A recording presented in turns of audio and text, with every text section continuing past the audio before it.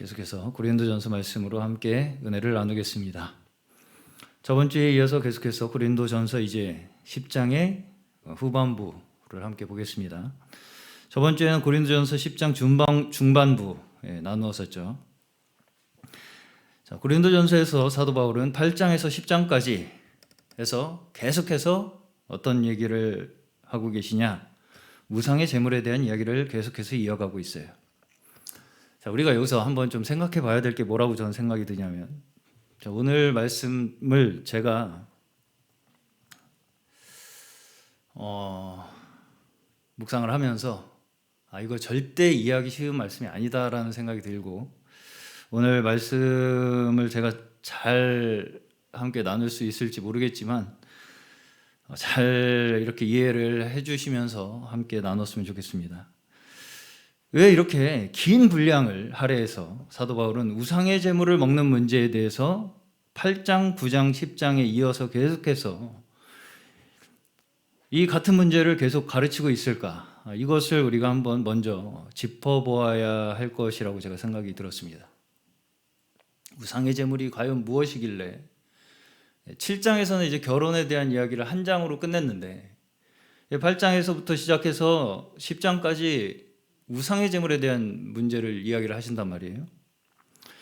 자, 반복해서 제가 말씀을 드리는 것이지만 고린도전서는 당시에 고린도교의 성도들에게 영향을 주고 있었던 지식주의적 사상, 지식적 사상을 분별하기 위한 가르침이에요. 고린도전서는.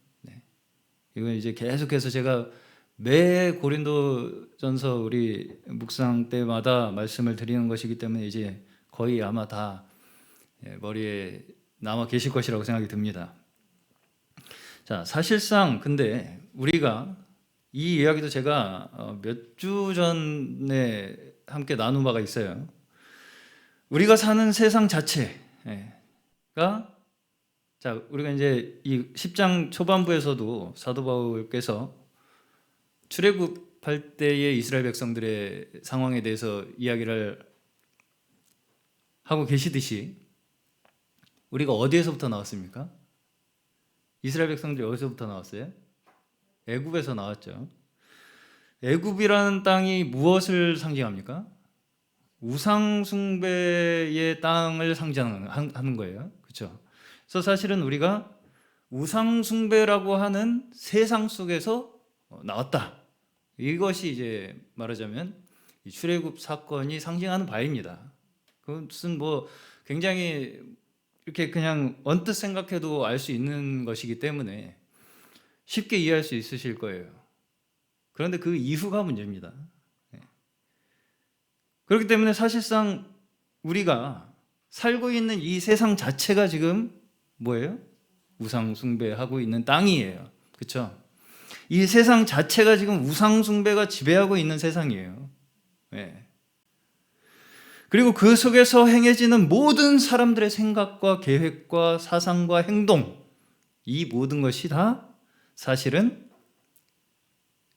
우상에게 제물을 바치고 있는 것이다. 저는 그렇게 볼 수 있다고 생각합니다.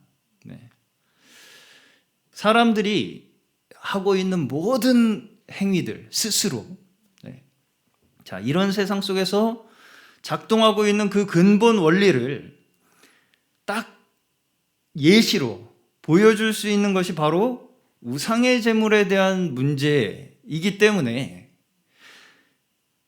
이 사도 바울은 그리스도인이 과연 그러면 이 우상의 제물에 대한 태도를 어떻게 가져야 할 것인가를 가지고 근본적으로 우리가 이 세상 속에서 살아가는 그리스도인들로서, 믿는 이들로서 이 세상을 어떻게 바라봐야 하고 어떤 태도로 살아가야 하는가, 어떤 기준으로 살아가야 하는가를 가르치기 위해서 이렇게 길게 설명을 하고 있다고 생각이 들어요. 몇 가지 요소들이 여기서 이제 나옵니다. 먼저 우상이죠. 우상, 제가 방금도 계속해서 설명을 드렸지만 우상이 의미하는 것이 무엇인가요? 우상. 자, 사도 바울은 8장 4절에서부터 우상이란 아무것도 아니고 오직 하나님 한 분만이 이 세상의 신이다, 이렇게 말씀을 하시죠. 자, 우상이라는 것이 어떤 특정한 신이 존재하는 것이 아니라는 것을 사도 바울도 강조를 해요. 그렇죠. 우상이라는 것이 어떤 특정한 신이 존재하기 때문에 그 신을 사람들이 숭배하는 거다. 이게 아니라는 거죠. 아니라는 것입니다.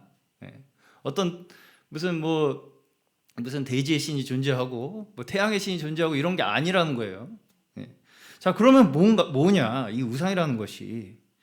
자, 우상은 다름 아니라 인간 스스로 자신이 생존하기 위해서 그 생존의 안정감을 찾기 위해 스스로 만들어낸 자기의, 좀 어려운 말로, 욕구를 표출한 거예요. 자기의 욕구를 형상화한 게 우상입니다. 이것도 제가 몇 번 말씀을 드린 바가 있어요. 자, 한마디로 사람이 원하는 그 어떤 것이든지 내가 마음속에 뭔가를 원해요. 그거를 내가 형상화한다. 또 구체화한다. 하는 그 모든 것이 다 우상이라는 것입니다. 우상이에요. 내가 원하는 그 어떤 것. 자, 이집트에서 이제 이스라엘 백성들의 예를 다시 한번 생각을 해보시면, 이집트에서 섬기던 여러 가지 우상들이 있었죠. 태양의 신, 대지의 신, 생산의 신, 폭풍의 신, 죽음의 신, 여러 가지 신들이 있었습니다. 거기 제가 전에도 말씀드렸지만 10가지 재앙이 10가지 우상을 다 심판하신 거다, 이렇게 말씀을 드렸었어요. 자, 이게 뭔가요? 태양의 신. 왜 태양의 신이라는 걸 만들었을까요, 사람이? 대지의 신은 왜 만들고요? 생산의 신. 자, 사람이 나름대로 이 세상을 바라볼 때 내가 어떻게 할 수 없는 부분들이 있어요. 그렇죠? 그 세상을 구성하는 그 내가 어떻게 할 수 없는 부분을 하나하나 신격화시키는 겁니다. 태양이 왜 뜨고 왜 지는지 모르잖아요. 그러니까 그걸 그냥 신이라고 하자. 그렇게 이해를 하는 거예요. 그렇게 해서 우상을 만든 것입니다. 다시 말해서 그렇게 우상들, 신들을 만들어서 섬김으로써 결국은 어떤 결과를 얻고 싶은 거예요?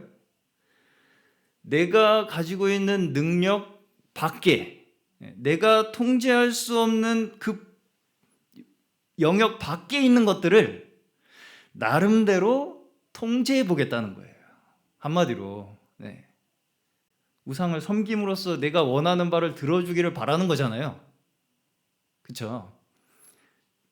좀 비 좀 내려주세요 잖아요. 그렇죠? 예를 들어서 내가 원하는 그 어떤 것을 뭔가 내가 섬김으로써 그걸 얻어내고자 하는 게 우상 숭배라고요. 그렇죠? 자, 겉으로는 신이라는 존재를 만들어서 어떤 특정한 대상을 섬기는 것 같지만 결국 그 내면에, 우상이라는 그 내면에는 나름대로 이 세상을 이해하는 그 나름대로의 이성적 활동이에요. 사실은 그게 무슨 미신적인 그런 게 아니에요. 그 당시에 사람들이 이 세상의 원리를 이해하고 통제하기 위한 이성적인 활동이라는 거예요. 그렇게 해서 뭘 얻기 원하는 거예요? 내가 어떻게 할 수 없는 어떤 그런 걸 때문에 사람은 결국은 어때요? 두렵잖아요. 내가 어떻게 할 수 없는 그 부분이 두렵다는 거예요. 그 두려움에서 스스로 벗어나기 위한 욕구가 거기에 들어있는 것입니다.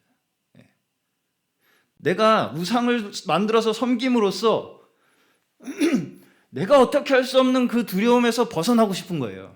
그렇잖아요. 그래서 이제 그걸 위해서 우상에게 제물을 바치죠. 그걸 위해서 우상에게 뭔가를 바칩니다. 그렇죠? 내가 원하는 거 얻기 위해서 뭔가를 바치잖아요. 이것이 고린도 전서에서 또 하나의 다루어지는 요소예요. 우상의 제물. 자, 그럼 우상에게 바쳐진 이 제물이라는 것이 과연 무엇을 의미하겠는가? 이것을 또한 우리가 한번 생각해 봐야 되는데, 자, 결론부터 말씀을 드리면 근본적으로 우리가 우리의 욕구를 위해서 내가 원하는 것 얻기 위해서 소비되는 그 모든 것이 다 우상에게 바친 제물이에요. 좀 심하게 들리시죠? 그렇지만 원칙적으로 내가 나를 위해서 내가 원하는 걸 얻기 위해서 소비되는 그 모든 것이 우상의 제물이라고요. 자, 기본적으로 우상은 원칙이 뭔가요? 내가 뭔가를 바치면 그거에 따라 어떤 보상을 주는 게 우상의 원칙이에요. 그렇죠? 자, 그게 여기서 이제 이 고린도전서에서 말씀하시듯이 어떤 제물로 바쳐진 짐승이 될 수도 있을 것이고, 물질적인 어떤 내가 가지고 있는 재물이 될 수도 있을 것입니다. 그렇죠? 물질적인 어떤 그 소유. 자, 그러면 우리에게 왜 이 재물이라는 게 필요합니까? 재물. 그러니까 이 제단에 바쳐진 재물 말고 내가 가지고 있는 재물, 물질적인 재물. 자, 우리가 하나님께도 물질을 드리죠. 우리도 하나님께도 우리는 물질을 드립니다. 자, 그렇다면 유진 자매님, 하나님께 드리는 것과 우상에게 바치는 것에 어떤 차이가 있을까요? 우상에게도 우리가 우리의 뭔가를 바치면서 원하는 걸 얻고 싶고, 우리가 하나님께도 우리의 물질을 드린단 말이에요. 차이가 뭐겠어요? 그 차이가? 네. 자, 우리가 타락한 인간이잖아요. 타락한 인간의 가장 근본적인 마음이 뭐라고 생각하시나요? 타락한 인간이 가지고 있는 가장 근본적인 문제라고 하면 저는 나를 내 것이라고 하는 것이 가장 근본적인 문제라고 생각합니다. 나를 내 거라고 생각하는 거. 여기에서부터 우상과 하나님의 차이가 발생하는 거예요. 자, 무슨 말씀이냐면, 우리 인간에게 재물, 우리의 물질이 의미하는 바는 결국 뭐예요? 내 생존과 직결되는 거죠. 그렇죠? 내 목숨과 직결됩니다. 사실 결국은 내가 가지고 있는 물질이 내가 살아가는 생존과 직결되잖아요. 생존을 위해서 재물이 필요한 거예요. 결국 물질이 필요한 거라고요. 우리의 생존을 위해서 물질이 필요하다고요. 그런데 참으로 아이러니하게도, 이상하게도 우리는 그 재물을 위해서 뭘 소비합니까? 생명을 소비해요. 그렇죠? 재물을 벌기 위해서 생명을 소비하고 그 재물로 생명을 유지한다고요. 이상하잖아요. 이상하지 않으신가요? 그 재물을 위해서 우리의 스스로의 삶을 바친다고요, 우리는. 그렇기 때문에 재물이 곧 생명이라고 생각하고 사는 것입니다, 사람들은. 물질이 곧 생명이다. 내가 가지고 있는 물질이 곧 나의 생명이다 라고 생각하는 거예요. 그렇기 때문에 돈 때문에 사람을 죽이기도 하고 살리기도 하지 않습니까? 이것이 우상의 기본적인 원칙이에요. 우상이 가지고 있는 기본적 원칙. 이렇게 갇혀 있잖아요. 생명을 위해서 물질이 필요하고 물질을 위해서 생명을 바쳐야 하고 계속 이 두 가지로 그냥 돌아가요. 갇혀 있잖아요, 이 안에. 그렇죠? 결국은 우상은 우리의 존재 자체를 의미 없이 소비하게 만드는 그 무엇입니다. 우상이라는 것을 섬기잖아요, 우리가. 그러면 목적 없이 그냥 스스로를 갉아 먹는 거예요. 갉아 먹으면서 그냥 소멸하고 끝나게 만드는 것이 우상이라는 거예요. 이것이 우상의 기본적인 원칙이에요. 나를 위해서 내 목숨을 소비하는 거. 한마디로. 나는 나의 것이기 때문에 나를 위해서 내 목숨을 소비하는 것. 그것이 우상 숭배를 단순하게 표현하면 이렇게 말할 수 있지 않을까 싶습니다. 나를 위해서 내 목숨을 소비하는 것. 그것이 이제 집단적으로, 조직적으로 이렇게 나타나면 우상은 더 구체화돼요. 더 정교해집니다. 네, 더 정교해져요. 그 체계가. 그래서 사람들의 마음속에 다 들어있는 나만을 향한 그 이기심들이 있잖아요. 나를 위해서 살아가는 그 마음을 마치 자기가 굉장히 큰 뜻을 위해서 살아가는 것처럼 교묘하게 포장하는 거예요. 네.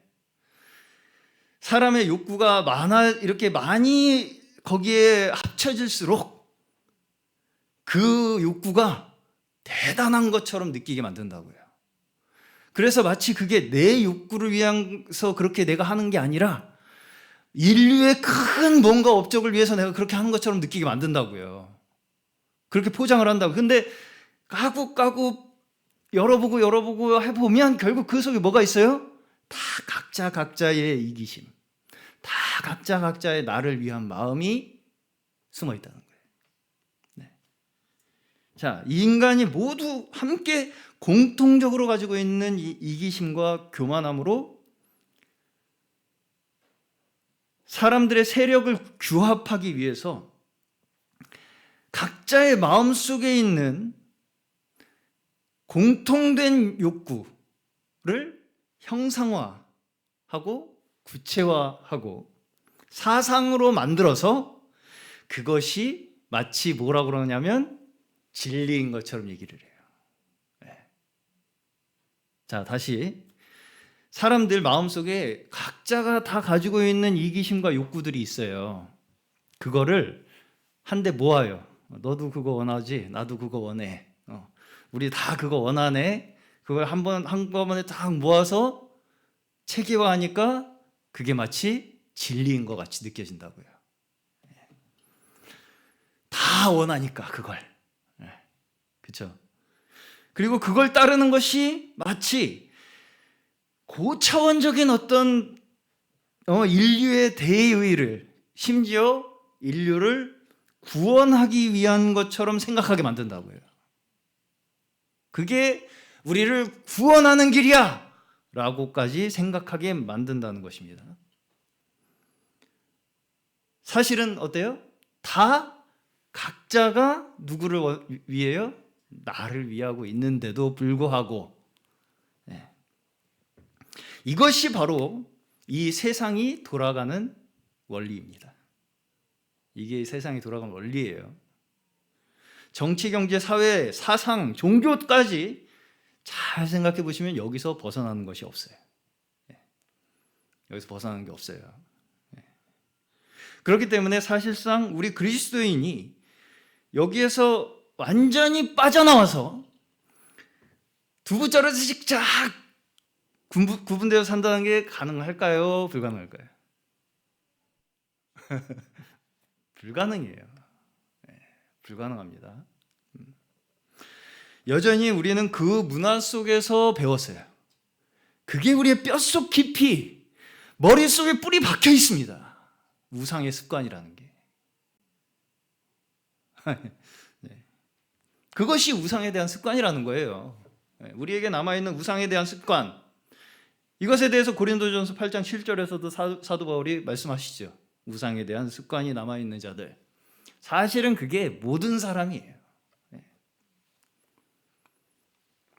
자, 그렇다면 여기서 사도 바울이 경고하고자 하는 것이 무엇이겠습니까? 결론부터 말씀드리면 스스로 자유를 얻었다. 나는 완전히 분리됐다.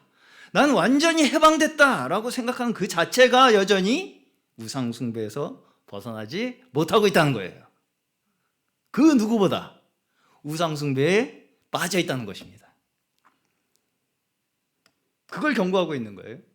선질로 생각하면 넘어질까 조심하라. 지식은 교만하게 한다. 네. 그렇죠? 맞나요? 예. 내가 스스로 자유를 얻었다고 생각하는 나는 완전해 이제.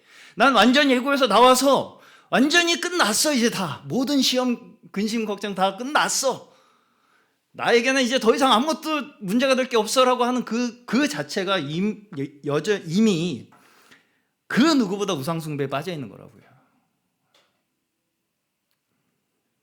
10장 중반부에서는 두 가지 요소를 대비해서 말씀합니다. 주의 식탁과 귀신의 식탁. 저번 주에 제가 자세하게 다루지 못하고 넘어갔어요. 주의 식탁과 귀신의 식탁. 자, 여기서 주의 식탁은 주님께서 베푸신 성찬을 말하는 거죠. 이 성찬을 갑자기 예를 들면서 사도 바울이 말씀합니다. 성찬이 뭔가요? 성찬. 주님께서 잡히시던 날 밤에 제자들에게 주님의 죽으심을 기념하도록 하신 것이죠. 성찬. 주님께서 직접 베푸신 거예요. 자, 다시 말해서 주님께서 십자가에서 흘리신 보혈로 우리의 죄가 씻어졌고 주께서 주신 몸으로 우리가 새롭게 되었으며, 그렇죠? 그 안에서 우리가 한 몸 되었다는 것을 기념하는 것이 성찬이에요. 네. 우리가 성찬을 할 때마다 이것이 우리에게 다시금 새로워져야 돼요. 그런데 여기에서 우리가 생각해 봐야 될 것이 뭐냐면, 자, 그러면 주님께서는 굳이 왜 성찬이라는 외적인 기념의식을 우리에게 제정하셨을까 하는 것입니다. 이거 한번 생각해 봐야 될 문제예요. 네. 그렇죠? 우리가 성경에서 사실상 우리의 신앙에 있어서 외적으로 행해지는 필수 요소가 두 가지가 있어요. 무엇일까요? 성찬과 세례, 침례. 이 딱 두 가지가 우리에게 외적으로 성경에서부터 계속해서 이어지는 하나의 신앙의 의식이에요. 그렇죠? 고린도전서 10장에서 이 두 가지를 모두 언급합니다. 사실상 이 두 가지 외에 우리의 구원에 대한 상징성을 갖는 어떤 외적인 행위가 있다 없다? 없다는 거예요. 없다는 것입니다. 이 두 가지 외에 우리의 구원을 상징하는 그 어떤 외적인 요소가 없다고요. 네. 성찬과 우리의 세례, 이 두 가지가 핵심이라는 것입니다. 우리의 구원에 대한 우리의 외적인. 근데 다시 말하면 이 두 가지가 사실상 하나님께서 우리를 구원하신 역사에서 우리의 삶으로, 우리의 몸으로 이어져서 기억되어야 할 핵심적 사건이란 얘기예요. 네. 이것이 역사적인 사건임을 또한 우리에게 계속해서 기억하게 하시기 위해서 우리에게 제정하신 것이 성찬과 세례라는 거예요. 네.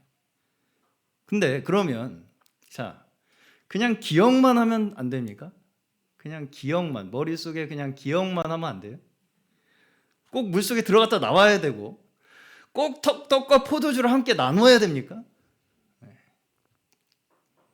자, 실제로 이 초대교회 당시의 성도들은 우리처럼 따로 어떤 시간을 정해서 특별한 순서로 예식으로서 지키지 않은 것으로 보여요. 네.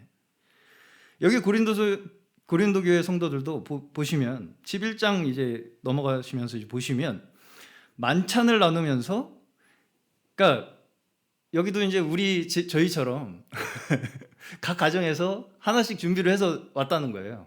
네, 그렇게 먹을 걸 준비해서. 네. 근데 이제 있는 집 사람들은 맛있는 거 싸우고 없는 집 사람들은 못 싸우고 이래가지고 있는 집 사람들끼리만 먹다 보니까 사도 바울이 이제 혼을 냈습니다, 좀. 네, 그런 일이 있었어요. 근데 어쨌든 간에 그런 이제 서로 식사를 하는 그 만찬을 나누는 그 시간에 그 자리에서 자연스럽게 떡과 잔을 나눴다는 거예요. 초대교회 성도들은. 네.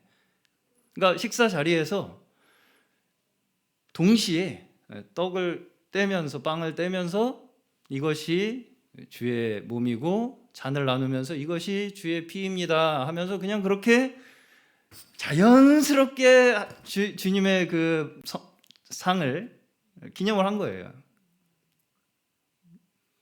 굉장히 자연스럽고 좋을 것 같습니다. 그것도. 네, 밥상머리에서. 그러니까 그게 특별한 어떤 그런 게 아니었어요. 그냥 우리가 늘 기억해야 하는 그 어떤 것이었던 거죠. 네. 그러니까 그게 매일도 가능했던 거예요. 사실. 그렇겠죠. 네.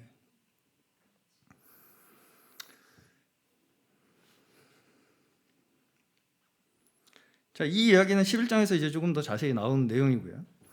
자, 침례 또는 세례 그리고 이제 성찬 이 두 가지를 행하는 것은 결국은 무엇인가요? 우리에게 기억하라는 거잖아요. 기억. 그렇다면 잊기가 쉽다는 거예요. 그렇죠? 결국은 기념이라는 것이 그런 거잖아요. 잊지 않기 위해서 우리가.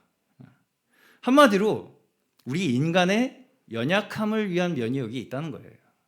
예, 잊기 쉬운, 망각하기 쉬운 존재이기 때문에 결국은 우리의 습관에 대한 배려가 여기 있다는 것입니다.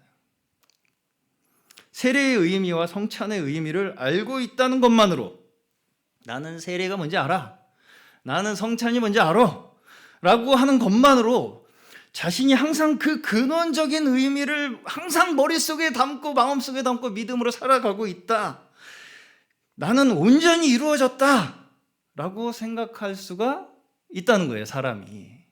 그러면서 아무것도 안 해요. 머릿속으로만 알아요. 물어보면 알긴 알아요. 대답은 해요.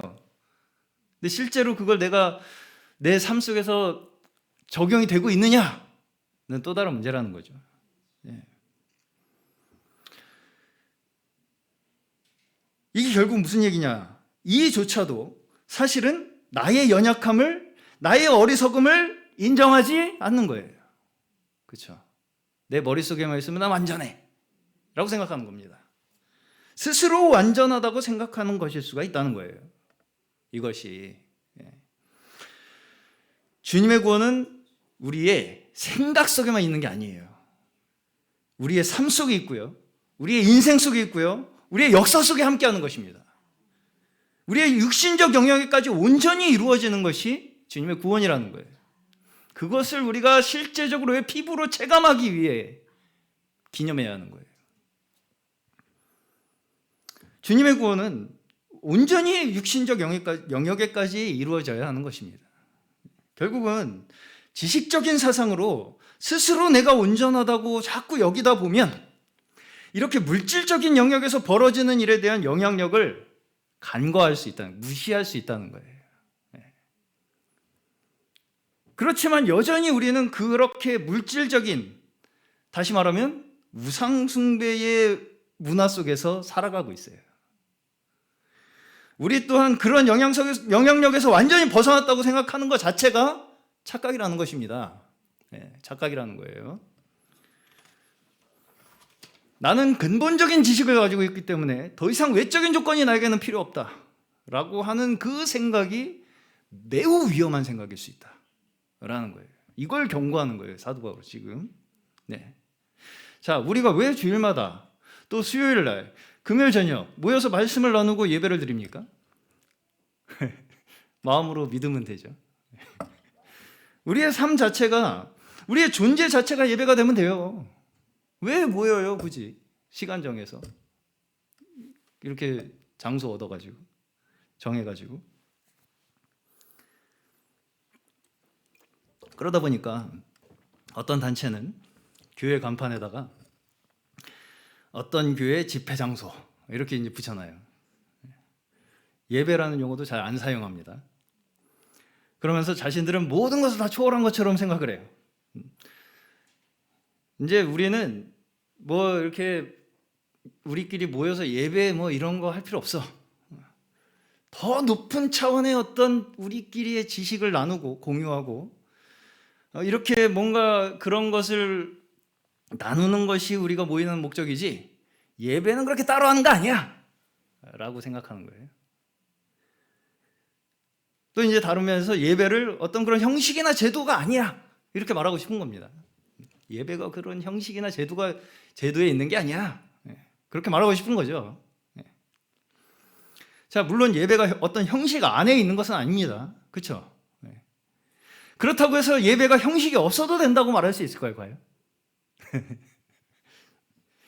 자, 우리는 최선을 다해서 우리의 양심에 따라 하나님 앞에 하나님의 영광을 위하여 행하는 것이 무엇일까를 계속해서 찾아가는 것이 우리의 신앙의 길입니다. 그렇죠? 그런 단체에서는 기성교회는 예배가 형식화됐다 이렇게 비판을 하면서 자신들은 성령의 인도에 따라 한다고 그렇게 주장을 하지만 사실상 예배의 형식이나 순서가 개 교회마다 다 다릅니다. 실정에 맞도록 개 교회별로 다 나름대로 정해서 예배를 드려요. 자, 그러면 제가 이렇게 한번 여쭤보겠습니다. 미리 정하면 성령이 아니고 즉흥적으로 하면 성령입니까? 자, 그렇게 즉흥적으로 본인들이 한다고 생각할지 모르겠지만 여전히 정해진 시간에 모여야 되고요. 여전히 정해진 장소가 있어야 되고요. 여전히 어느 정도의 암묵적 순서가 정해지지 않으면 난장판이 됩니다. 그렇죠? 이것도 뒤에서 이제 사도 바울이 계속 얘기해요. 그러면 그런 것들은 인간의 육체고 뭔가 준비를 하면 우리가 그건 인간의 육체고 즉흥적으로 하는 그 부분만 성령이 인도하시는 거예요. 굉장히 허무맹랑한 생각이에요, 사실상. 그렇죠?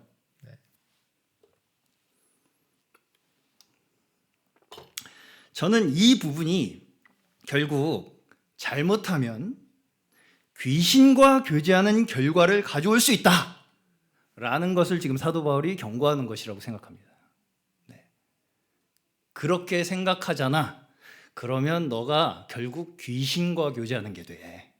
라는 걸 경고하고 있다고요.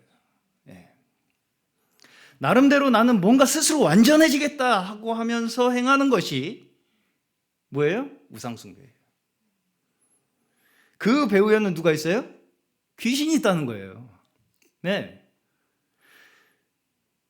내가 어떻게 하는 것이 즉흥적으로 하면 성령의 인도라고 생각하고 행동하다가 누구랑 교제해요? 귀신이랑 교제한다고요. 그걸 경고하는 것입니다, 지금. 내가 뭔가 내 완전함을 자랑하면서 마음껏 행동하는 그 자체에서 너는 잘못하면 귀신이랑 교제하게 된다. 그렇기 때문에 21절에서 주의 잔과 귀신의 잔, 주의 식탁과 귀신의 식탁을 겸할 수 없다 이렇게 경고하시죠. 이게 다시 말씀드리면 우리가 잘못하면 귀신의 잔을 마시고 귀신의 식탁에 참여하고 있으면서도 어떻게 생각할 수 있다는 거예요? 주의 잔이라고 생각하고 주의 식탁으로 생각할 수 있다는 거예요. 그렇기 때문에 이렇게 경고하는 것입니다. 그렇죠? 겸할 수 없다. 그렇다는 건 네가 생각하기에 지금 너는 주의 잔이라고 생각하지만 사실은 그게 귀신의 잔이야 라는 얘기예요. 그렇죠? 겸하여 섬길 수 없다고 하는 것은 거기에 우리가 충분히 혼동할 가능성이 있다라는 것을 이야기하는 것입니다. 그렇죠?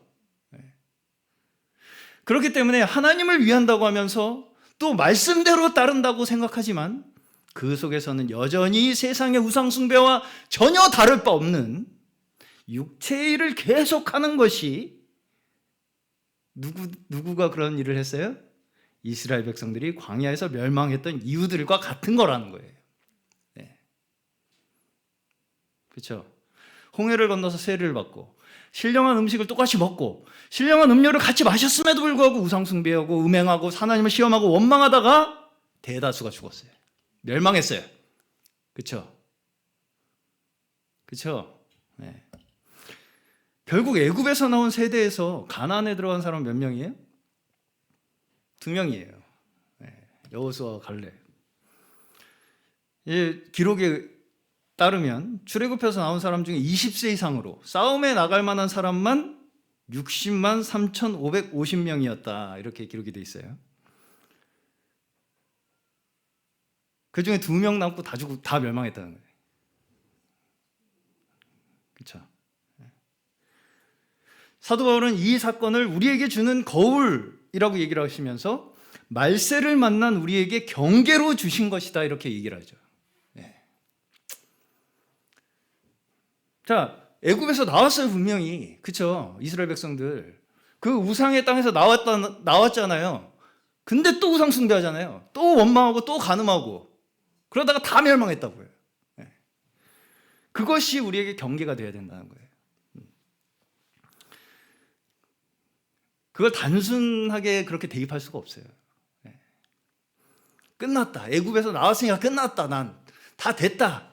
그렇게 생각할 위험성을 경고하는 거예요. 계속 이 이스라엘 백성들의 사례를 들면서. 그렇죠? 네. 마치 우리는 시험이 끝난 것처럼 행동하는 그것이 바로 주보다 강한 자라고 생각하는 거라는 거예요. 겉으로 보기에는 별다른 것이 없어 보이지만 그 속에는 여전히 남아있어요. 우상의 습관들에 대하여 우리는 끝까지 경계를 놓아서는 안 된다는 것입니다. 자, 주님조차 어떠셨습니까? 늘 하나님 아버지와 동행하시고 기도하시고 모든 것을 하나님과 연합하여 그 하나님 아버지의 인도하심에 따라 행하신 분이 예수 그리스도였어요. 아버지의 뜻대로 하옵소서, 내 뜻대로 마시고. 그 기도에는 만물을 통치하시는 분이시잖아요. 그리스도는 왕이시잖아요.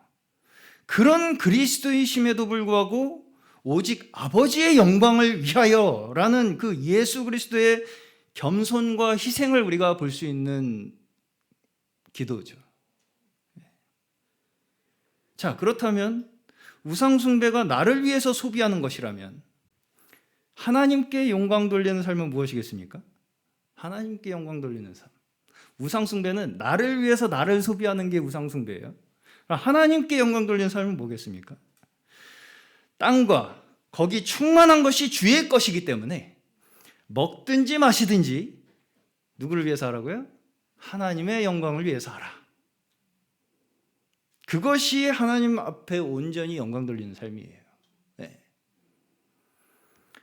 후반부에는 구체적인 상황으로 우리가 어떻게 처신해야 할지를 말씀합니다. 자, 이것도 간단하게 말씀드리면, 자, 우리가 행하는 것이 과연 지금 우상 숭배인지 하나님의 영광을 위해서 하고 있는 것인지 알 수 있는 기준이 뭐냐, 이걸 얘기하는 건데요.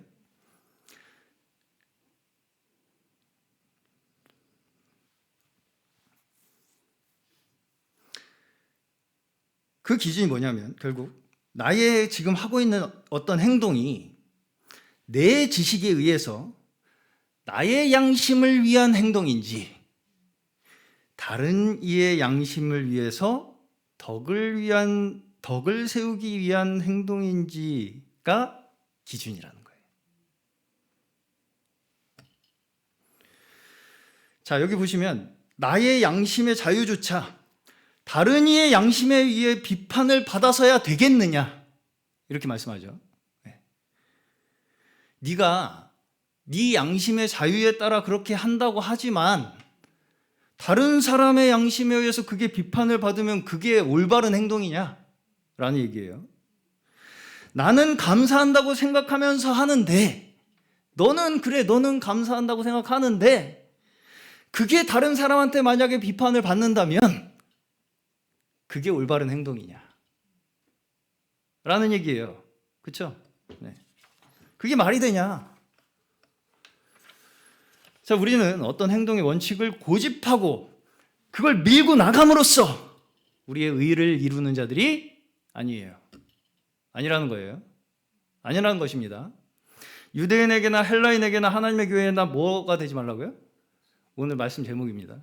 거치는 자가 되지 말라는 거예요. 걸리적거리지 말라고요. 그것이 우리의 행동의 근본 원칙이 되어야 된대요. 네.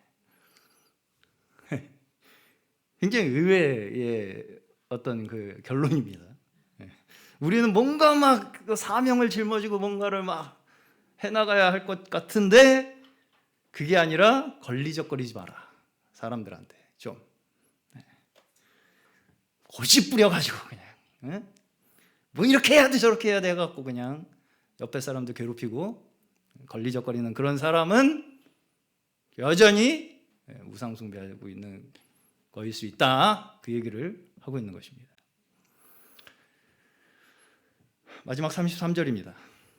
사도 바울은 자신과 같이 모든 일에 모든 사람을 기쁘게 하여 자신의 유익을 구하지 말고 많은 사람의 유익을 구하여 그들로 구원을 받게 하라.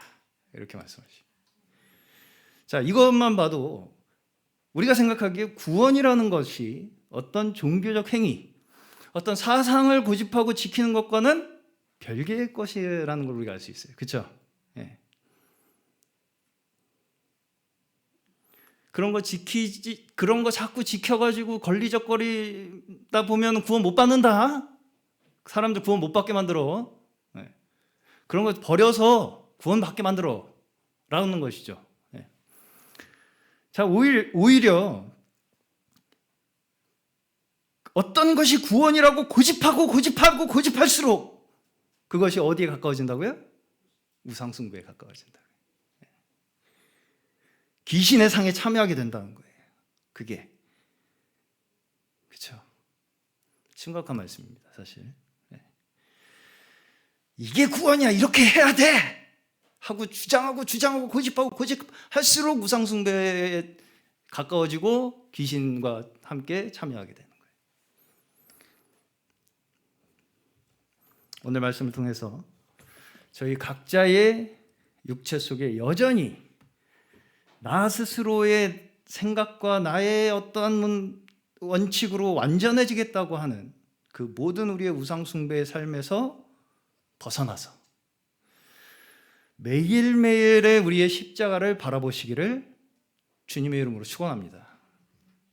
모든 악에서 구원하시고 삶의 마지막 순간 그 호흡까지 남은 육체를 벗어버리게 하시고 승리의 면류관을 얻기까지 다름질하시는 저희 모두 되시기를 주님의 이름으로 간절히 축원합니다.